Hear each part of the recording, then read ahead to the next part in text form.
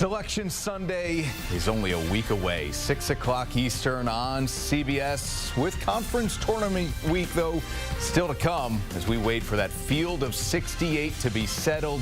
Our college basketball insider, Matt Norlander, joins us, and he has an exclusive conversation now with NCAA Tournament Chair Bubba Cunningham. Matt?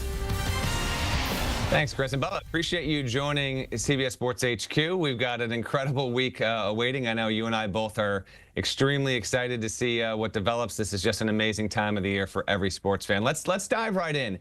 You know, teams that are going to be in the NCAA tournament, some of them have wrapped up or nearly wrapped up their entire resume at this point. Others have anywhere from 1, 2, 3, in rare cases, maybe 4 data points still to add to their resume. Help our viewers understand, in your experience on the committee over the past 4 years, how much or how little do postseason conference tournament results matter when it comes to inclusion and really overall seeding? Give us some clarity on that end when it comes to what goes down in that room in Indiana. Well, thanks, Matt. I appreciate the opportunity, and I'm not sure I can provide a lot of clarity here because it's fluid. We've talked about it all the time that every game matters, and the conference tournaments matter. The games that we play in the conference tournament matter just as much as the games that we're playing in November. So the committee certainly will pay attention to what happens in the conference games or the conference tournaments as they're coming up here. But there's an awful lot of data, as you mentioned, that's already been collected because 95% of the games have already been played. So we're going to get together and start talking about those teams today. But there'll be a lot of conversations over the next 7 days. With this being your final year on the committee, what do you think is the biggest misconception from sports fans about what does or does not transpire in that committee room from Wednesday all the way through to late Saturday night or potentially, obviously, into Sunday? Now that you've been on both sides of it, before you were on the committee, you saw it from that end, and now you've been in that room, you're the chair. What do college basketball fans need to know or might be ill-informed about what goes down there? Well, one thing I think that I've really learned is, the committee takes all their job very, very seriously to make sure that they represent the membership so that the members are represented in the room. Each conference has a conference monitor, and they, present to the committee member. Then the committee member reflects that, plus their own opinion to the rest of the committee. And everyone tries to be incredibly objective about what they're going to make their decision based upon. And we've got 12 members on the committee now. There were only 10 on the committee when I started, and all 12 have a different perspective. So some people may look at one metric more than another. Some people look at, what's your overall record? Who'd you play? Where'd you play? How'd you do? I think is something that we all kind of a refrain that we go back to. But whether it's, the predictive metrics, the results-based metrics, the net, the quadrants, I think everybody has a little bit different perspective. But I think, and it changes over time as the committee changes. And so what I guess I've learned is the principles, the procedures, the policies, and how things are done remain consistent. The perspective of the committee changes from year to year. And I think that's why occasionally you'll see a little bit different result. But I think what I've really come to really understand is the committee wants to get the best 37 teams and the at-large positions to get into the tournament and compete for a national championship.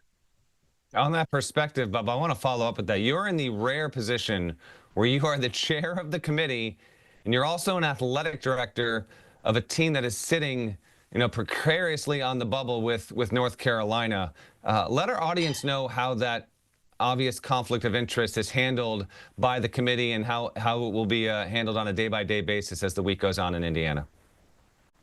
Yeah, well, the conflict of interest for anybody on the committee is the same. That if you're a commissioner and they're talking about any team in your league, you're asked to leave the room. If you're talking about a specific team that an athletic director represents their school, like myself or Greg Byrne representing Alabama, any conversation about your team, you're asked to leave the room. And I think that is appropriately so, because you don't want to influence any decision-making. You don't want to influence any discussion. So there's actually a doorbell. You actually said, hey, we're going to talk about Alabama. Greg, can you step out of the room?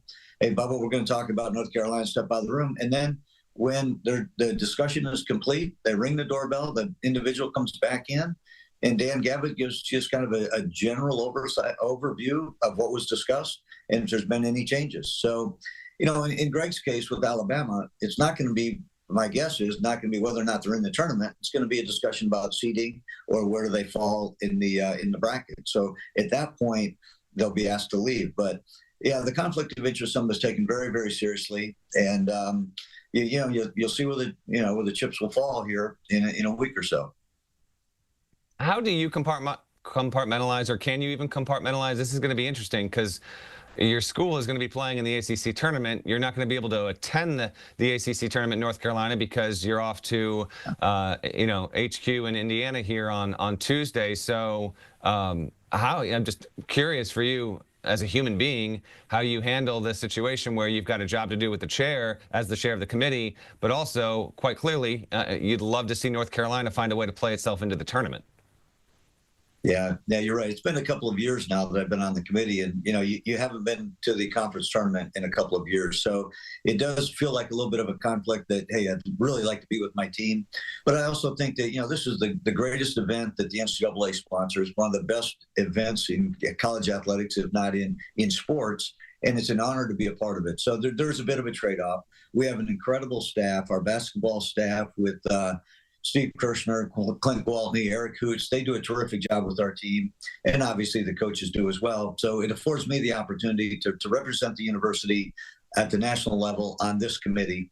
And thankfully that we've got great folks that can support our team, even though I'm not there. Yeah, and by the way, you've rallied remarkably well after suffering, obviously, not just a disappointing defeat, but Duke coming in with the season sweep there. So kudos for you for doing the interview. I got a couple more for you, Bubba. For you personally, every committee member has different priorities on what means the most to them when it comes to seeding and selection for the teams. I want to know for you specifically, as we're leading into your final year, and maybe this has changed from year one, but which metrics, which criteria do you find yourself leaning more on, for good or for bad, for praising teams or for holding teams back, specifically of the team sheet metrics? What one or two stand out to you? Or when you discuss with other committee members, where do you find yourself floating to the most for you, Bubba? That's a really good question. And, I said before, who do you play, where do you play, and how did you do? So I think if I reflect on those three things, to me, it starts with your non-conference schedule. Did you play a really challenging non-conference schedule for the talent that you have? How did you do in the non-conference schedule? And then you go into your conference schedule, which is going to be a little more than 2/3 of your season. How did you do in the conference? So I value all of those. I do think that conference competition is more like teams. So I do value that. I do look at a lot of the analytics. I do think that the predictive analytics are good. I like the results as well. I think the win against the bubble this year, I think, is a new one that we added. And I'll spend a lot of time analyzing that as we go forward. As you know, and everybody here knows, you probably got 25 or 26 that are going to get in automatically, or not automatically, but on the first couple of votes. And then you're going to be looking at another 20 teams, of which only half of those are going to get in. And it's going to be, okay, of these 20, which 10 are in and which 10 are out? And then how many teams are going to win their way in through the conference tournament? So, the one thing right now is every single team in the country has a way to get in, and that's win your conference tournament. So there's a lot of different ways to do it, but ultimately it's going to come down to the committee deciding the last couple of spots. And I know that the committee will do a great job doing that. We're speaking about 4 hours before the Missouri Valley Championship will be determined between Drake and Bradley. Drake's wins above bubble record, and it's where it's standing right now as we speak on Sunday, is pretty healthy. It's obviously a mid-major team that has not had an opportunity to play a lot of notable non-conference opponents. It did have a win over Vanderbilt. It did beat K-State in Kansas City. When it comes to mid-majors with gaudy records, and I mean gaudy records, only 3-4 losses overall, where do you stand on knowing how difficult it is to get to the first, second week of March with only 3, maybe 4 scratches, and those teams, is broadly speaking, Bubba, their inclusion into the field over high major opponents that might have 11, 12, 13, 14 losses with, 4, 5, 6 times as many opportunities to play quad one opponents?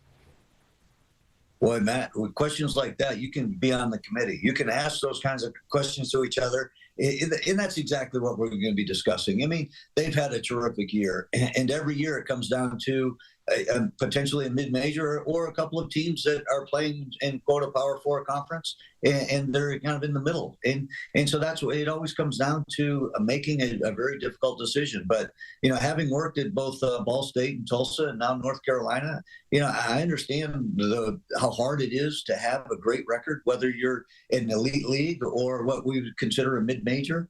And my hat's off to Drake and the great year that they've had. And the whole league. That's been a very good league this year. And, again, we'll know in a week where we stand on that. Yeah, we'll see. Obviously, it won't take much longer. If Drake wins the auto bid, it's not even on the table. Right now, Drake's resume average is 37. Being in the top 40 is obviously a markedly good achievement for a mid-major. I want to talk about the other end of the bracket, Bubba, the 1 seeds, and where you prioritize certain accomplishments. Right now, we've got a really interesting race developing. Obviously, Auburn feels like it's a lock. Duke may well be as well. You won't know it until the committee actually gets there. But from traditional purposes and looking at the resumes, these things kind of line up. Houston's in that mix. Florida, we could see the likes of maybe Alabama or Tennessee get back in. But I want to ask you about Michigan State and St. John's. Both of these schools come from Power 5 conferences at the basketball level. Both of those schools have won their regular season championships, and both can win potentially their postseason conference tournament championships. How much specifically does the criteria of a high major school sweeping both of its conference championships, how much does that carry sway in the committee room? If a team does that versus, say, I'm just going to invoke Alabama, which could, if it doesn't win the SEC tournament, in that situation, it would have had some good high-end wins, but it would have had 8 losses. For you, your experience in the committee, your own opinion, how do those things stack up, and having be a double champ, can that really ultimately help you win the day to get to the 1 line in the NCAA tournament? Sure. I mean, the more you win, the better your chances are of getting to a number 1 spot. And we've always valued regular season champions. I mean, I particularly value that because you're doing it over months of competition and against your entire league. Then you get into tournament play, and then if you can win 3, 4, 5 in a row, depending on which league you're in, I think that's an incredible achievement as well. But if you do both, the committee has always looked very favorably on a team that can win the regular season and the conference championship in a tournament play. So, yeah, that would certainly boost a resume if you can do both. But there's a lot of games to be played. A lot of games have already been played. And we've already seen, as you mentioned before, about 95% of the games are already in. But certainly being able to do regular season and tournament would enhance anyone's resume. Bubba, thank you for taking some time to speak with us here a week out from the bracket reveal. We'll obviously have plenty more from Bubba, Dan Gavitt, and others over the next week here on CBS Sports HQ, on CBS, and on CBS Sports Network. I look forward to seeing you later this month, Bubba. Take care. Good luck to your Tar Heels, and thanks for joining us. Appreciate it. Thank you, Matt. All right, Chris, back to you in Fort Lauderdale. Thank you so much. Matt, I don't know about you, but I heard an open invitation into that committee room for you this year from the committee chair. Selection Sunday, again, only a week away, 6 Eastern on CBS.